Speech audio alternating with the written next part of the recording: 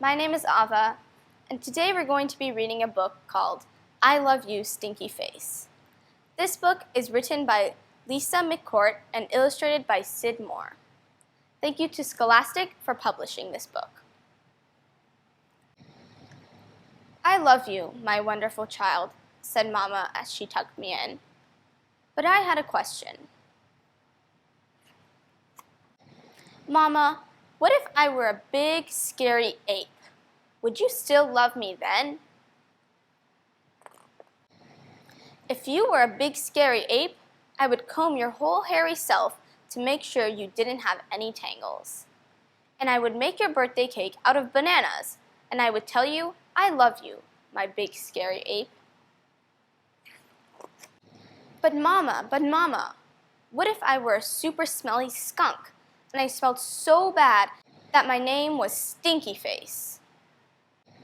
Then I would give you a bath and sprinkle you with sweet-smelling powder. And if you still smelled bad, I wouldn't mind, and I would hug you tight and whisper in your ear, I love you, Stinky Face. But Mama, what if I were an alligator with big, sharp teeth that could bite your head off? I wonder what Mama's going to say about that. Then I would buy you a bigger toothbrush for your big teeth and make sure that you brush them every night so they'd stay healthy and strong.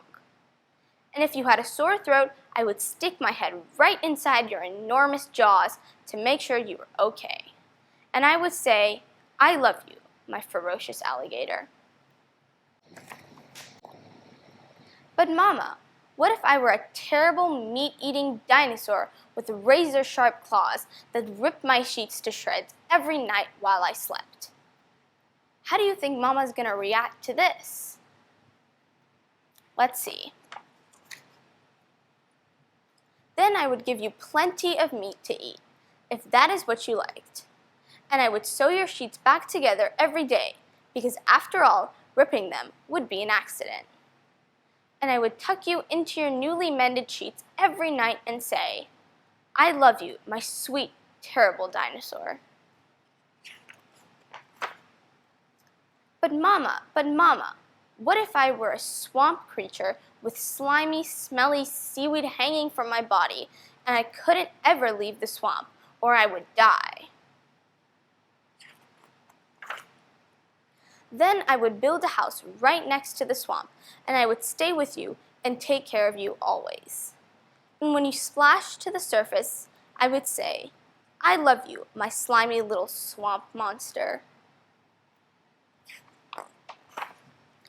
But Mama, what if I were a green alien from Mars, and I ate bugs instead of peanut butter?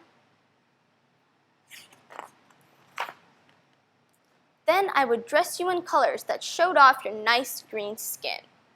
And I would pack your lunchbox with beetles and spiders and ants and grasshoppers and the tastiest bugs you've ever had. And I would pack a note with all the bugs that said, I love you, little greenie. Bon appetit.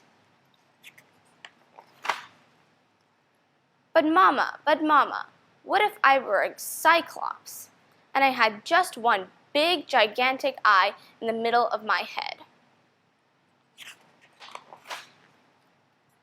Then I would look right into your gigantic eye and say, I love you, my little cyclops.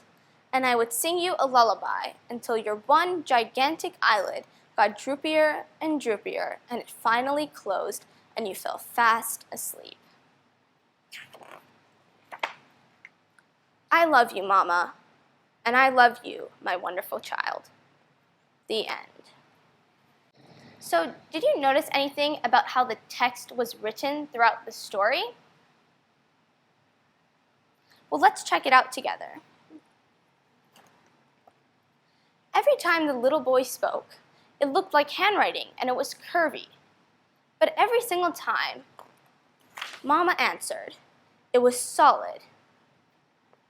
I like this book because it reminds us that mothers always love their children unconditionally, regardless of anything. I hope you enjoyed this book as much as I did, and I'll see you next time. Thank you, everybody.